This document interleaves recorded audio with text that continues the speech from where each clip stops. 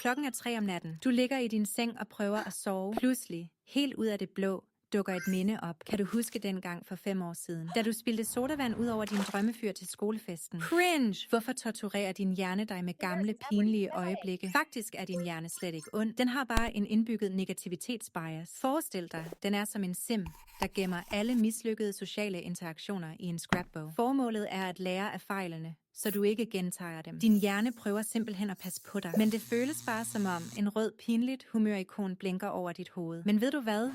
Der findes et snydetrick til at styre de tanker. Næste gang et pinligt minde dukker op, så prøv dette i 3 simple trin. 1.